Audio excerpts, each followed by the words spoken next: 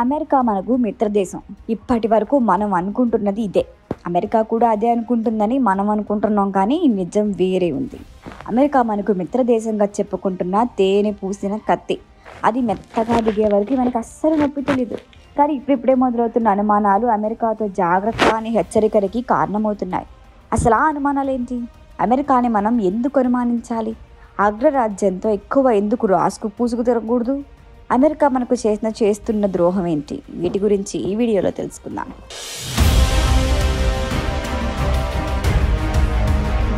పాక్తో యుద్ధం వల్ల భారత్కి చాలా విషయాల్లో క్లారిటీ వచ్చింది. ముఖ్యంగా మనకి మిత్రులెవరు, శత్రులెవరు, మన దగ్గర సాయం తీసుకొని మరీ విషం చిమ్ముతోంది ఎవరు అనేది తెలిసొచ్చింది. టర్కీ మన దగ్గర సాయం పొంది యుద్ధం సమయంలో పాకిస్తాన్ వైపు నిలబడింది. వారికి డ్రోన్లు సరఫరా చేసి మనపై దాడులకి సహకరించింది. ఇక అగ్రరాజ్యం అమెరికా. కాల్పుల విరమణ సమయంలో అమెరికా ప్రస్తావన ప్రముఖంగా వినబడింది. అసలు కాల్పుల విరమణకి కారణం తానే అని చెప్పుకున్నారు అమెరికా అధ్యక్షుడు ట్రంప్. కాల్పుల విరమణ రోజు ట్వీట్ చేయటమే కాదు, తాజాగా ఖతార్లోని అమెరికా సైనిక స్థావరంలో సైనికుల్ని ఉద్దేశించి మాట్లాడుతూ మరొకసారి అదే చెప్పాడు ట్రంప్. తానే కాల్పుల విరమణకి కారణమన్నారు. 2 దేశాల మధ్య డీల్ సెట్ చేశా అన్నారు. అణ్వాయుధాల వ్యాపారం వద్దని, మిగతా వ్యాపార సంబంధాలు పెంచుకోవాలని భారత్, పాక్ 2 దేశాలకు చెప్పా అన్నారు ట్రంప్. ట్రంప్ వ్యాఖ్యల్ని ఎలా తీసుకోవాలి? ఉగ్రవాదాన్ని పెంచి పోషిస్తున్న పాకిస్తాన్కో మనకి లాలుచి ఏంటి? వారితో మనకి వ్యాపారం ఏంటి? ఇద్దరిని కలిసి టీ పార్టీకి ఆహ్వానిస్తే మనం వెళ్ళాలా? ఇలాంటి కామెంట్లు ఇతర ఏ దేశాధినేత చేసినా మన సమాధానం వేరేలా ఉండేది. ట్రంప్ కూడా మనం టిట్ ఫర్ టాట్ లాగా సమాధానం ఇచ్చాను, కానీ మరీ అంత ఘాటుగా కాదు. కాల్పుల విరమణ విషయంలో అమెరికా మధ్యవర్తిత్వం వహించలేదని భారత అధికార వర్గాలు తెలిపాయి. వారు పాకిస్తాన్ నొప్పించుండొచ్చు, కానీ మనతో మాట్లాడలేదని స్పష్టం చేశాయి. కశ్మీర్ సమస్య పరిష్కారానికి మధ్యవర్తిత్వం చేస్తున్న ట్రంప్ ప్రతిపాదనని కూడా భారత్ సున్నితంగా తిరస్కరించింది. కశ్మీర్ విషయంలో 3వ వ్యక్తి జోక్యం అవసరం లేదని భారత్ చాలా కాలంగా స్పష్టం చేస్తోంది. పాక్ ఆక్రమిత కశ్మీర్ని ఖాళీ చేయాలన్నదే తమ ప్రధాన డిమాండ్ అని భారత్ తేల్చి చెప్పింది. 3 విషయాల్లో మనం అమెరికా పొత్తుని అనుమానించాల్సి ఉంది. అందులో మొదటిది ట్రంప్ మధ్యవర్తిత్వం. అసలు కశ్మీర్ సమస్యతో అమెరికాకి సంబంధం ఏంటి? కశ్మీర్ సమస్యలో తలదూర్చాల్సిన అవసరం అమెరికాకి ఏమొచ్చింది? అమెరికా మధ్యవర్తిత్వాన్ని అసలు ఎవరడిగారు? తనకి తాను పెద్ద మనిషిగా ఈ వాదంలో తలదూర్చి రచ్చ చేయాలని చూస్తున్నారు ట్రంప్. అందుకే పదే పదే తాను యుద్ధం ఆపాను, కశ్మీర్ సమస్య కూడా పరిష్కారం చూపగలిగానని చెప్పుకుంటున్నారు. ఇలాంటి వాదనల్ని మనం మొగ్గలోనే తుంచేయాలి. కశ్మీర్ విషయంలో ట్రంప్ కాదు కదా, ఏ దేశం కూడా వేలు పెట్టడానికి వీల్లేదని ఖరాఖండిగా చెప్పాలి. 2వ విషయం, పాకిస్తాన్కు అందుతున్న సహాయం. పాకిస్తాన్లోని ప్రభుత్వాన్ని నడపడానికి డబ్బులు కూడా లేవు. అంత దరిద్రాన్ని అనుభవిస్తోంది.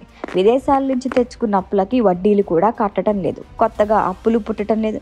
అలాంటి పాకిస్తాన్కి ఇంటర్నేషనల్ మానిటరీ ఫండ్ IMF అనే సంస్థ సాయం చేస్తోంది. మానవత్వంతో ఆ సంస్థ సాయం చేయటాన్ని ఎవరూ తప్పుపట్టరు, కానీ ఉగ్రవాదుల్ని పెంచి పోషిస్తున్న పావు లాంటి పాకిస్తాన్కి మరిన్ని పాలు పోయటం నిజంగా తప్పే. ఆ తప్పుకే వంత పాడుతోంది అమెరికా. వాస్తవానికి అమెరికా వద్దంటే IMF పాకిస్తాన్కి నిధులు ఇవ్వదు. అమెరికా తన వీటో అధికారంతో పాకిస్తాన్కి వెళ్తున్న ఫండ్ని అడ్డుకోగలదు. కానీ ట్రంప్ ఆ పని చేయలేదు, అందుకే అతన్ని అనుమానించాల్సి ఉంది అంటున్నారు. పోనీ గతంలో ఎప్పుడో సాయం చేశారంటే ఓకే. పహల్గాం దాడి జరిగిన 2వ రోజుకు IMF నుంచి పాకిస్తాన్కి $2 బిలియన్ సాయం పొందింది. దీనికి అమెరికా చెప్పే సమాధానం ఏంటి?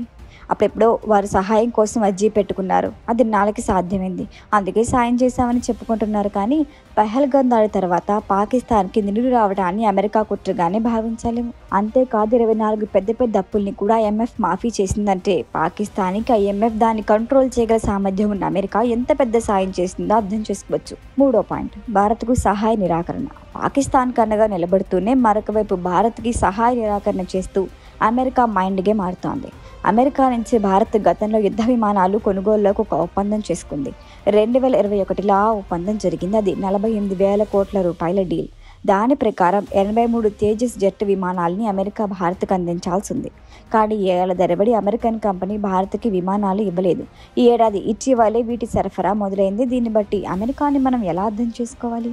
అది మనకి మిత్రదేశమే, ఆ పేరుతో మన పతనాన్ని కోరుకుంటున్న శత్రుదేశమా? అమెరికా ఆల్రెడీ ప్రపంచ దేశాలపై వాణిజ్య యుద్ధం ప్రకటించింది. దీనివల్ల భారత్ కూడా ఎక్కువగా నష్టపోతోంది. ఇది చాలదన్నట్లు ఇప్పుడు భారత్ పాక్ యుద్ధం విషయంలో అమెరికా అతిగా వ్యవహరిస్తూ భారత్కి నష్టం చేకూర్చాలని చూస్తోంది. ఉగ్రవాదుల్ని పెంచి పోషించడం అమెరికా కూడా అలవాటే. అయితే ఆ ఉగ్రవాదం వారికే చేటు తెస్తే మాత్రం ఫలితం బిన్ లాడెన్ చావులా ఉంటుంది. ఇప్పుడు కూడా అమెరికా పాక్కి మద్దతిస్తూ ఉగ్రవాదాన్ని బలపరచాలని చూస్తోంది. ఈ డేంజర్ గేమ్కి భారత్ ఎలా చెక్ పెడుతుందో చూడాలి. ఈ వీడియో కనుక మీకు నచ్చినట్టయితే లైక్ చేయండి, షేర్ చేయండి, సబ్స్క్రైబ్ చేయండి. అలాగే పక్కనే ఉన్న బెల్ ఐకాన్ని క్లిక్ చేయండి.